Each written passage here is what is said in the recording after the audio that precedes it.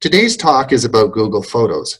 Google is a very large company which produces hundreds of projects each year that most of us hear about, that most of us never hear about. Every so often, Google gets a runaway success like Chrome, Gmail, Google Maps, and now Google Photos. The 2-year-old software project Google Photos saw 1 billion users in the first year, and with 1 billion pictures being uploaded daily a year ago. Today, I imagine several billion uploads per hour are done, and I have no idea how many people are users. Google Photos comes pre-installed on all Android phones, works with all different types of devices, and operates across all platforms. If you take digital pictures, Google Photo is an essential program that will help you back up and organize your pictures. And hey, it's free. So let's get on with the presentation and have some fun. So having fun is, first of all, I like to in the presentations I give, I always like to do some questions to start out with. And I'm going to ask you, who is this man? Now, when I give this at large groups, large audiences, no one ever gets it. But I'm going to tell you this is probably one of the first pictures that was ever produced. And this picture is a picture of Frederick Archer, who invented the photographic process. This occurred in the mid-1800s. And the picture that I showed you was of Mr. Archer. And that's from the mid-1800s. Now, the second picture I like to show at conferences, I show this picture here. Now, often a few people get who this person is, and of course, that is George Eastman. And he was an entrepreneur who founded the Eastman Kodak company. But again, what you have to understand that this occurred in the late 1800s. And by 1899, the Kodak Brownie was, of course, you were able to purchase that and take pictures. So in the late 1800s, George Eastman had a company, and you could take photographic pictures. Now, the next person that I have some fun with is this person. Nobody ever gets who this person is. And I like to have some fun saying he's sort of an athletic-looking guy. He has a medal around his chest. And to me, he looks a bit Swedish. So I would say this is probably an Olympian who has won a prize. And of course, if you believe that, you know I'm just pulling your leg. This man is Steve Sasson, who was the inventor of the digital camera. So these are the three people that you need to know about. There's Frederick Archer, who of course created the photographic process, discovered it. There's George Eastman, who made cameras available to everybody. And there's Steve Sasson, and we're going to talk about Steve in a minute. So as you look at this picture here, you'll see that on the left side of this picture is the first digital camera. This is, and there in the right, you'll see Steve holding the camera. Now, the important thing for you to understand is this occurred in 1975, and Steve actually was an engineer for the Kodak company. He actually, they had him working in the engineer department to design or discover or create a digital camera. And who knew that a man in the Kodak company would create a technology that would eventually lead to the demise of the company, which is really interesting. So you have the new technology, which is of course the digital DSLR on the right, and of course the old camera on the left. So I wanted to show this picture. What is interesting about this picture, of course, is Kodak cameras 1889 to 2012. 2012, the company ceased to exist.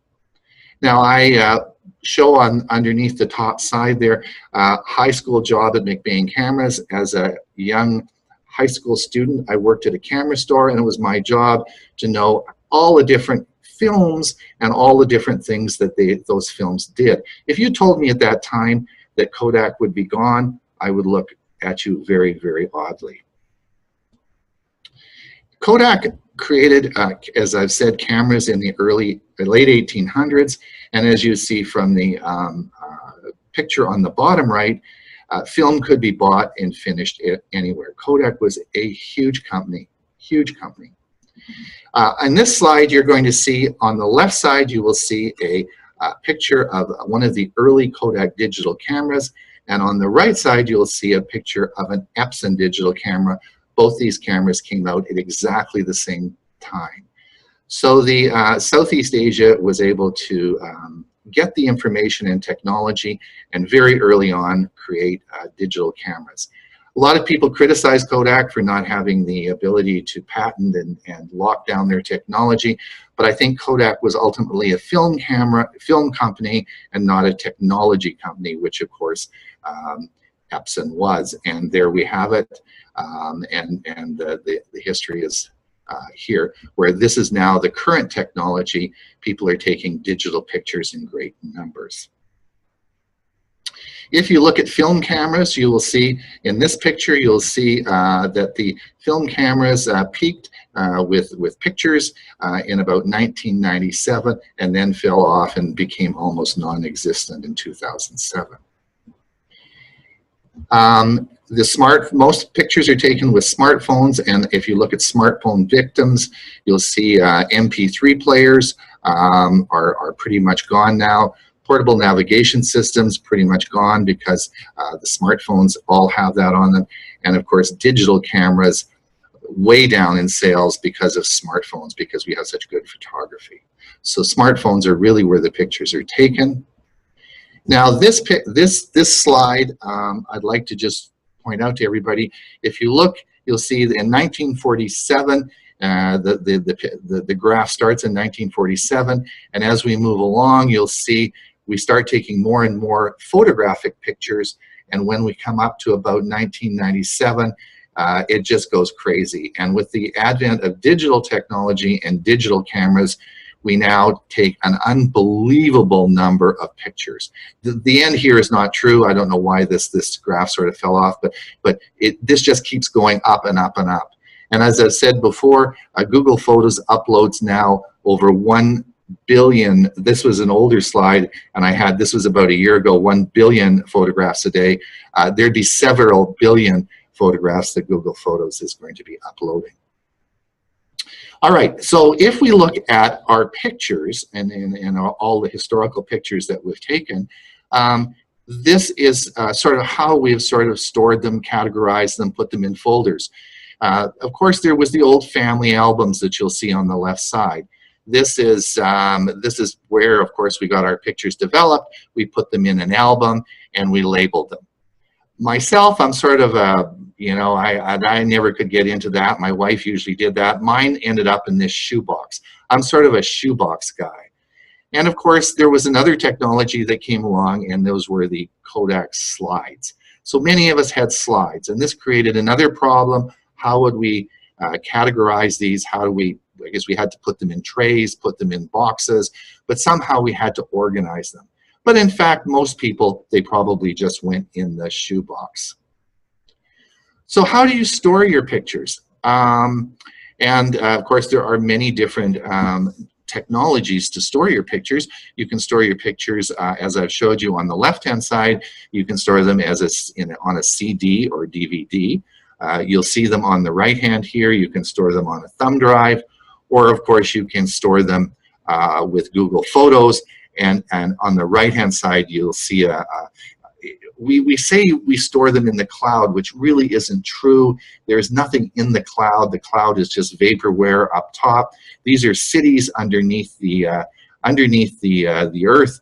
And this is one of Google's massive data centers where they are storing all your photographs. And there are a number of these around the world, and that's where your pictures are kept safe. So these are what people generally store things on now. I wanted to bring up this slide, and this is a big study was commissioned for the Library of Congress last year, as well as completed last year, and it has to do with the fragile lives of compact discs. And basically, what you need to know is that CDs have a shelf life, and the shelf life of CDs are probably a little bit longer than DVDs, but the shelf life is probably about 20 years. Now, after 20 years, you're going to start to see these this technology failing. Why is that important? Is because all of us now, CDs were sort of came along about 20 years ago, so 20 to 25 years ago, so they are now reaching a failure level. And I would really encourage you, if you have your old pictures stored on CDs that you've kept in your closet, you need to start thinking about taking those pictures off and putting them into either Google Photos or putting them on thumb drives, but don't leave them on the CDs. Very important. Why is it so hard to store your pictures? Why is it so hard? Well, changing technology.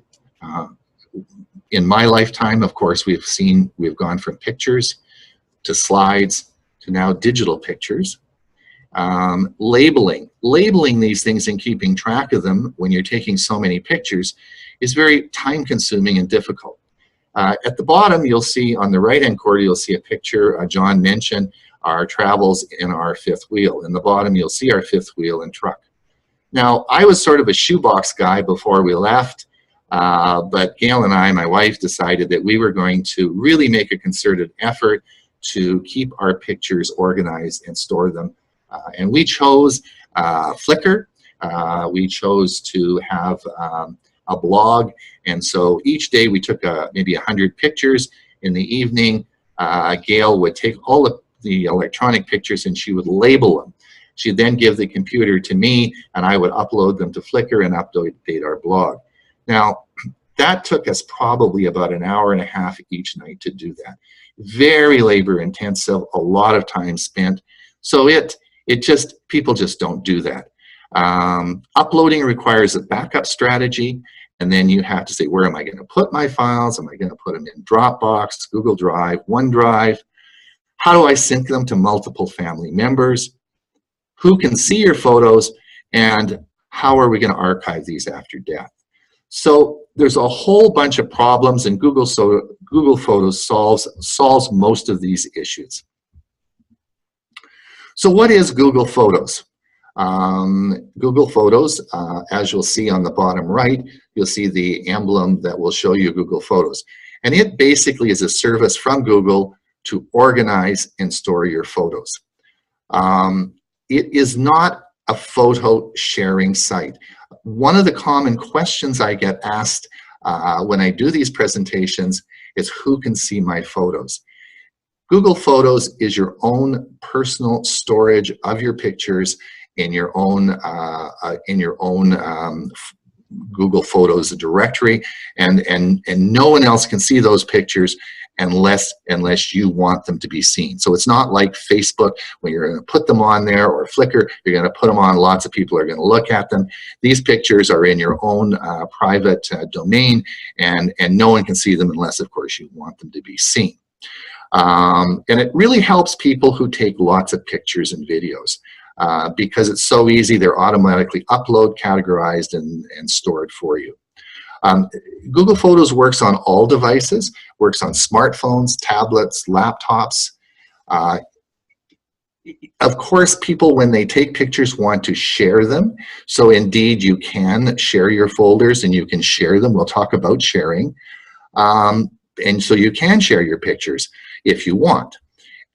It also, most people really, as I said, don't enjoy managing their photos. They like to take lots of pictures, but their pictures are generally just stored on their smartphone, and their smartphone just keeps filling up till they buy a new one with a larger hard drive.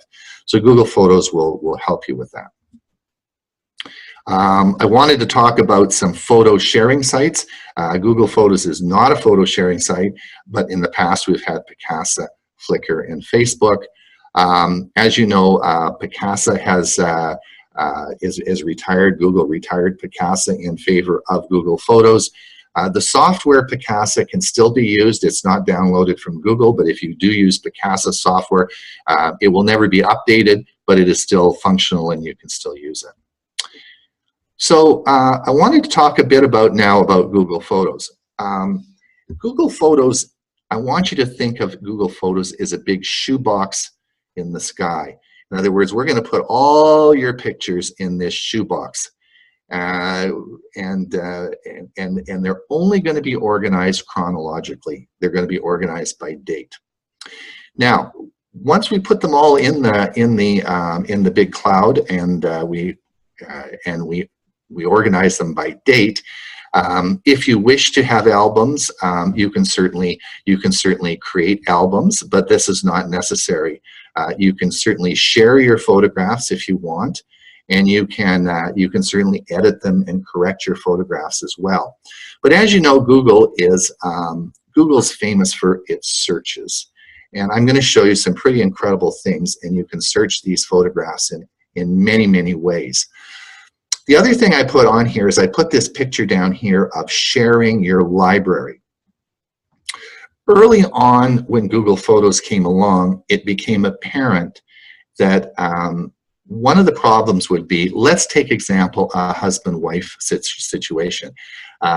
In most cases, the husband and wife would be traveling together and both be taking similar pictures of their holidays. However, the wife's pictures, of course, would go into her Google Photos account, which would be her Gmail account, and the husband's would go into his account. But people really wanted they really thought that they wanted those accounts to be shared or linked, because you're taking sort of the same group of pictures. And so Google came out in the last year where you can share your library, your whole library, with one other person. Just one other person, and it will share all your pictures, so your pictures will be amalgamated into one library. Now, this is a interesting feature. It didn't work well for my wife and I, because I take a lot of pictures. My wife's a really good photographer, and she takes a lot of pictures, and she takes a lot of flowers and stuff like that. And I don't want really all that mixed in with all my pictures. So I think the sharing of the library issue probably is better if one member of the family takes a lot of pictures, the other takes a few pictures, and then you can share your library. But that's something that you can work on and see how you want to play with that. But you can take your whole Google Photos library and share it with one other person. So here we are, the shoebox. So we're going to take all your photographs, and we're going to talk about this in a minute. Oops, sorry. We're going to take all your photographs, and we're going to share them. We're going to put them in the big shoebox in the sky. And once you take all your pictures and you put them in, you're going to see on the right side here, you'll see all your pictures. Now your pictures I have about 25,000 pictures, and they're all look like this. And as we scroll down, we could go through 25,000 pictures. They're all stored in chronologic order, okay? So Google is then going to take all those pictures, and it's going to apply artificial intelligence to it, and it's going to create three categories for you. It's called people, which is here. It's going to be places and things, and we're going to talk about people, places, and things in a minute. And this is the beauty of Google Photos. It's going to label and analyze and categorize all your pictures for you without you doing a thing. So let's show you how that's going to work. Now, remember, I said who can use Google Photos? It works across all platforms. So all Android users can use it, iOS users can use it, Windows users, Kindle Fire, there's a third-party app that works with that. And of course, if you have Unix, then you would use it as a web-based product. But it works across all platforms. Now, where is it found? Well, it's important for you to understand that there's two versions of Google Photos. There's the PC or web-based, which you will find if you go to www.photos.google.com and you log in there. That is the web-based program. Now, you also, if you have iOS or Android, will download and use the app, and you'll use the app to see Google Photos. Now, it's really important that the app works best. You always want to be using the app. The menuing and the actual ease of use works best on the app. And I will talk about the specific reason why you would want to use the PC web-based in a minute, but it's always best to download the app and use the app.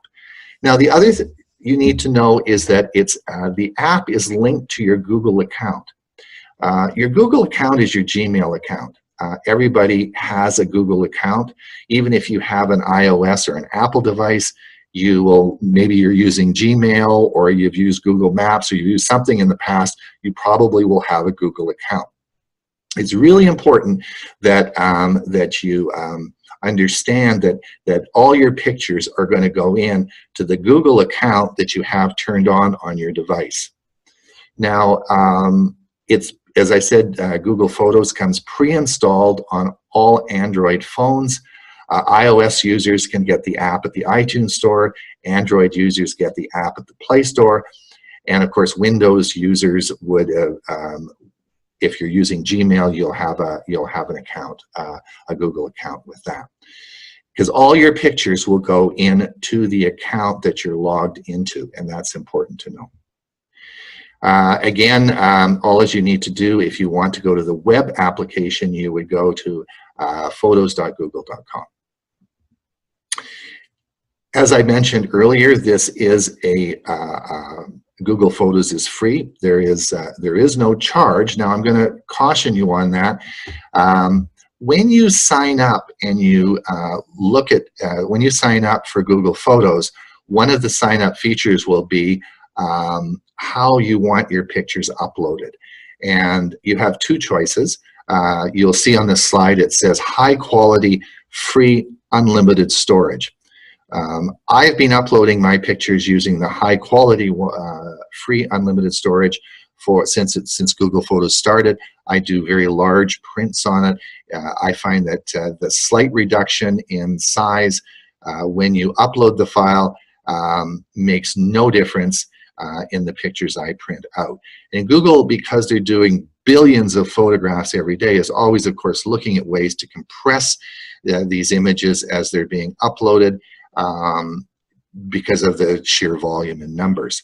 Now, if you are a really professional photographer or a real photo buff, and you say, there's absolutely no way in the world anybody is going to touch my digital photograph, I want to upload it is exactly the same as I have it on my camera, well, you can do that too. But you only have 15 gigabytes of free storage, and then you'll have to start to buy, if you want to upload very large files, then you'll have to buy more storage from Google. Now, I can tell you, I buy 100 gigabytes. I have my storage set at 100 gigabytes, and I think it costs me $5 a month. So the storage is very, very, very cheap. But for most people, just tick off the high quality and you'll be just fine. Now, I want to talk about finding your photos and give you an example. Now, John Kennedy has helped me with this presentation, and I'm going to use his name as an example. And I'm going to suggest that John's a pretty well organized guy. I'm going to suggest he's been taking digital photographs for an awful long time. And John probably has them each year. He burns a DVD and has them sitting in his closet. So let's say I'm going over to visit John at his house, and I say, John, I want, you know, we went fishing 10 years ago, and you caught that really big fish. I'd like to take a picture. I'd like to see that picture of that fish. And John will say, well, let's go. I can do that. I'll go in my closet. I'll get my 10-year-old DVD. We'll plug it in the computer, and I'll show you the picture of that fish. Well, he goes in the closet. He brings the DVD back. He puts it in his computer, and of course, it's not there. And my wife says, no, you didn't go fishing. It was 8 years ago he caught the big fish. Then John's wife says, no, it's not. It was 13 years ago. So catching the big fish. With Google Photos, all you'd need to do is put in John, Ron, fish, and it would bring up all the pictures of us with the fish. So our memories are not that good, and so even though we have spent a lot of time in the past categorizing and storing and putting pictures into these DVDs, it's still not that easy to find the pictures, and Google Photos just makes it that much easier. Now, more memory on cell phone. As I told you before, most people with their cell phones simply keep taking pictures and pictures and pictures on their cell phones, and then in the 3 years' time, they go and buy a new one, and they just get a bigger hard drive, and the cell phone salesman just moves all your pictures over. Most people just have all their pictures sitting on their cell phones. We've talked a bit about sharing albums before, and I'm not going to spend more time on that. As I've said, you can share your library with one other person, or you can share your folders that you make with multiple people. The other interesting thing with Google Photos is once you make a shared folder, for example, suppose you went to a wedding and all the people at the wedding took pictures and they all used Google Photos. You would then be able to create a shared album from your own Google Photos site, and you could share it with all the members at the wedding. All your members at the wedding party could share their photographs, and that would all become one big album that everybody could see. So you can share with other people and have them add their pictures as well. That's a very cool feature. If you wish to edit your photos and you wish to crop them or change the color in them or do any advanced editing, Google Photos, Google has an app called Snapseed. Snapseed is a very good photo editing program and is built to work inside Google Photos. So Snapseed is available, as I said, at the iOS or at your Google Play Store, and you download that. It's free, and it's a photo editing program that you can use with Google Photos. Also, you have Photoshop Express. This is available for iOS or Android, and it is free. Now, I had mentioned before about the PC version of Google Photos. I really want everybody to use the app. The app is where you want to be, but there's one time in which you want to go to photos.google.com and use the web-based version, and that is for the upload feature.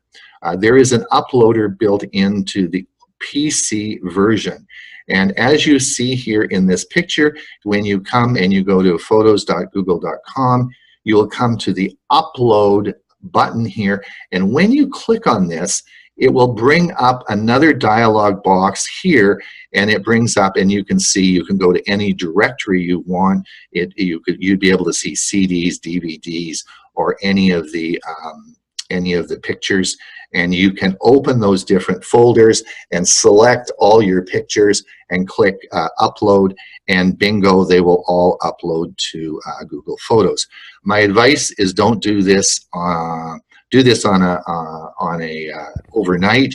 It often takes a lot of time. If you have thousands and thousands of pictures, you just can select them all, and bingo, they're going to be all uploaded to your Google Photos account. Now, I would say the thing that is a bit different is that I suspect many of you have created folders for your photographs, and you may have folders by date of month. You may have made folders up by year, so all your folders may be categorized in specific ways. These folders will not upload to Google Photos. Google Photos is going to take your pictures and they're going to upload it into one big shoebox, and every picture that you've ever taken is going to be loaded chronologically. They will all be there chronologically. We're going to talk about that in a minute. Don't get excited about that, but it's not going to keep your folders that you have on your library. So anyway, that's just wanted you to understand that. Now, the next thing I wanted to talk about is backup strategy, and why is my data plan costing me so much? So this is important for you to know. If you now go and purchase a new iPhone 8 and you go to Verizon and buy that, You then like Dropbox, and you install Dropbox because you use that all the time.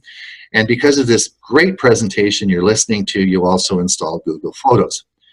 So you then go to the park with your grandchildren and you take 100 pictures. So my question to you then is, how many pictures will you upload as a backup? Now, many of you will say, well, that would be 100, but in fact, it's not. You're going to be backing up 400 pictures. And here's the problem.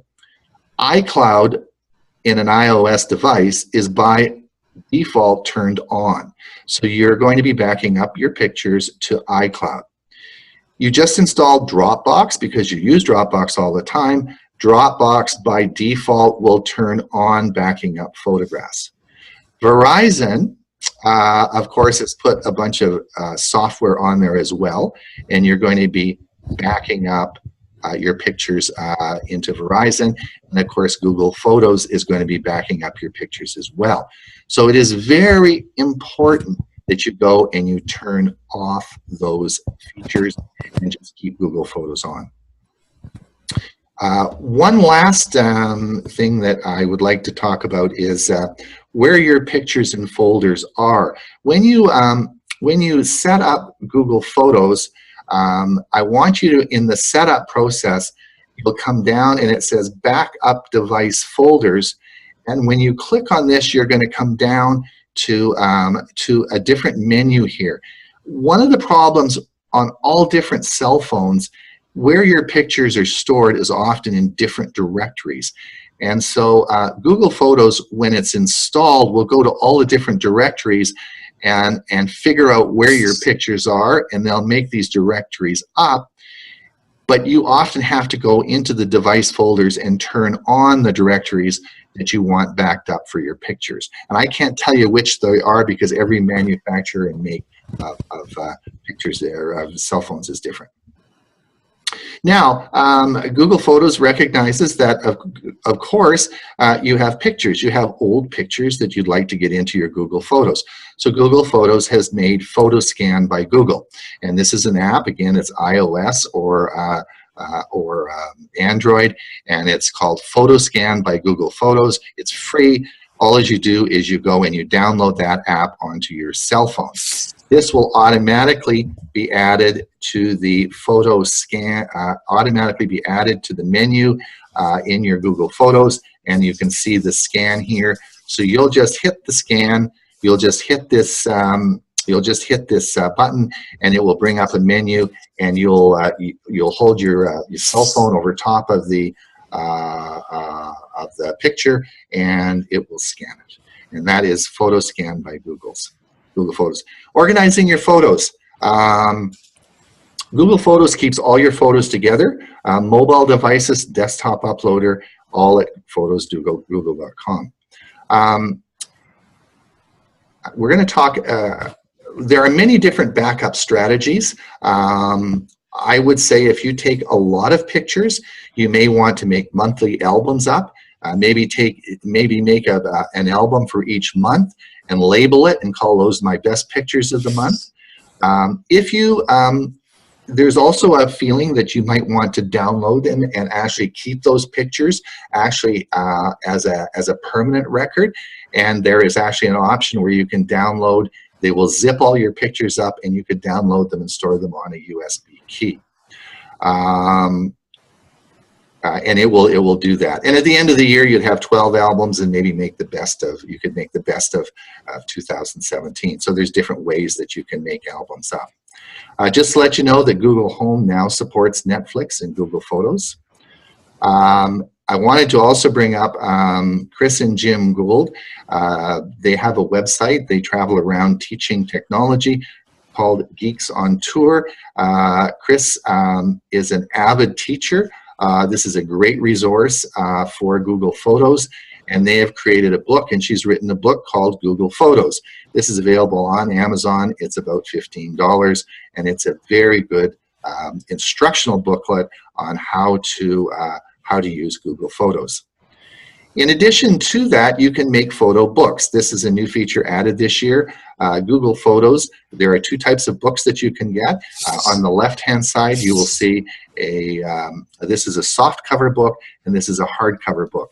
And this is $10, this is $20, and Google Photos will actually often make the books up for you and say, here, here's a book, do you want it or not? And you can just, they've done the whole thing. You can just add type the label on here and say fine, and they'll mail it to you for $10 or $20. It works very well. Now, Google Photos update, there have been a lot of changes in the last 6 months. And I just wanted to go over some of those. Google Photos, the Google Uploader is now being changed to backup and sync. You now can archive pictures. Archiving your pictures means they get taken out of your photo stream and put in an archive, but they are always retrievable. We talked about shared libraries, we talked about photo books, and we talked about the sharing section. As a change that occurred in the last month is you now can take pictures of your pets, and your pets actually now go into the people section, and so you can your Fido is now part of your people section, so it will recognize Fido, your dog, or Fluffy, your cat, and it will pick out and recognize all your cat and dog pictures. They even have, when they make up albums, they even have animal music that you can put into those files as well. So it does your pets now. Those of you who use WordPress, Google Photos integrates to WordPress. Now for the demo. I guess we got about 20 minutes, John? So we're going to come... Actually, it's about 10 minutes. Oh, 10 minutes. Okay. How are we doing it with 10 minutes in time? Okay. Let's come over, and now we're in Gmail. We'll come over here, and I'm going to click on my Google Photos, and we're going to bring up Google Photos. Now, this is my photo stream, and first of all, we're going to come down right away, and I want to come down to albums. Oh, no, yeah, we'll come down to albums.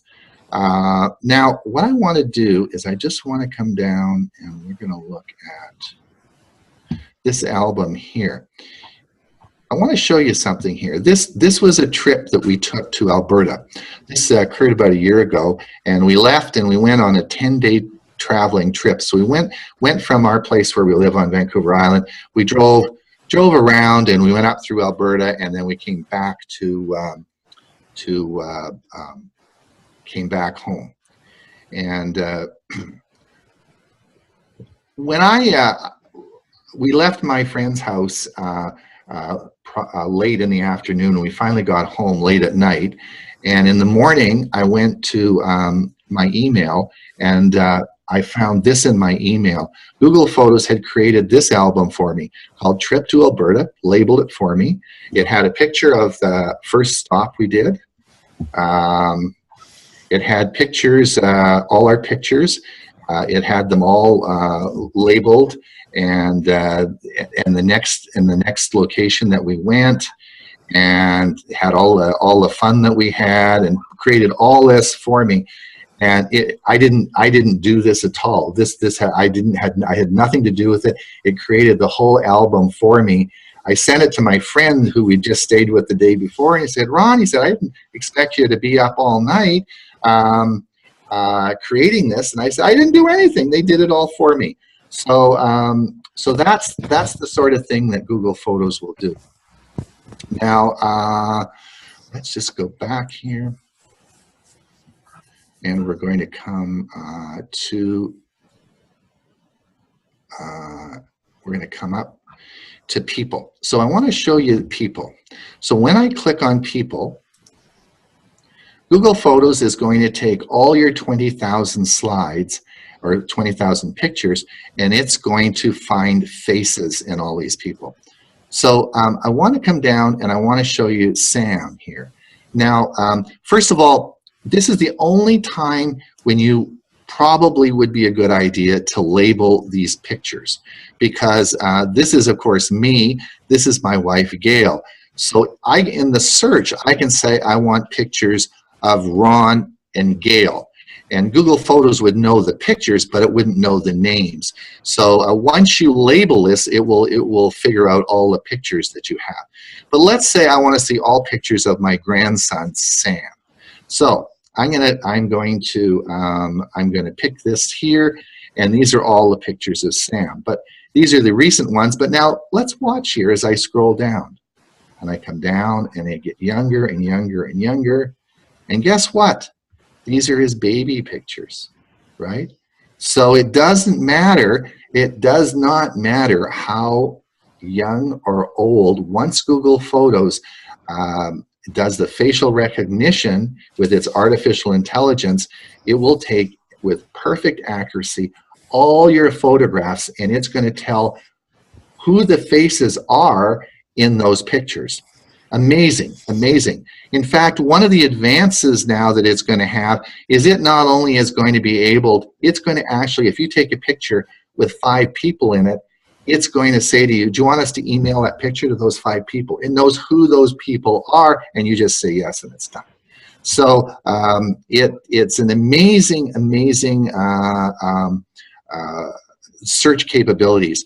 So when I come back, here, we'll just come back one more time and get out of the people. And if you want to do places, things, videos, collages, animations, and movies, again, it will make up movies for you. It makes up collages. Didn't really want to get into all those. These are called things. It will take all your pictures, and so if we wanted to look at all my selfies that I've taken, I can click on selfies, Christmas pictures, cars, screenshots, so on and so forth. It's going to make all these things up, and you can you'll just click on there, and it will sort all your pictures for you. So it is an amazing program. I think, John, what we're going to do, we're going to come down. Let's go back to the slide here, and let's open it up for some questions and see if we have any questions yet. Yeah, I got one that was asking, now when we're talking about the chronological order, is there a difference between when I upload a picture to Google or taking the picture? Yes, and all digital pictures have a small file embedded in the picture called a meta file, M-E-T-A file. This is a small file that is embedded in every digital picture. And there's a date on that. Not only does it tell you the date, it tells you what camera, the f-stop, and so on and so forth. But it's the date the picture was created. That is the date that it will be uploaded. Not the upload date. It's the date the picture was taken. Now, you can change that, because the problem, of course, would be is if you have an old picture that was taken in 1947. And you scan that picture, you take it with that scanning program, it's like taking a picture today. So you would want to edit that date so it's 1947, so that picture would be in chronologic order. And Google lets you do that. You can actually change the date in the Google program so that picture would go to 1947. And that would probably also be reflected if you have a camera that the battery went dead, and when you put new batteries in, you didn't reset the date, and it goes back to the default date. Right. Yeah, that's a man that one. Well, and the other thing that's very interesting is that for those of you who take pictures or who don't have GPS locators in your camera, most all cell phones pretty well do. But let's say you take pictures with your tablet and there's not a GPS locator on there. Google Photos is so good. It doesn't label or identify your pictures by GPS. Well, it can, but it's so good, and since it stores all the world's pictures now almost, it just knows. If you take a picture of the Grand Canyon It knows that's the Grand Canyon, and it doesn't matter what angle or where you take that picture up, it'll identify that picture as the Grand Canyon. Wow. Albums, a question about albums. Can you have an album inside an album? No. Well, this person said there seems to be a limitation of 500 photos per album. How do you get around that? I don't know. I've never, I can't answer that question. I'm not sure. I didn't know that there were a limitation of 500 photos.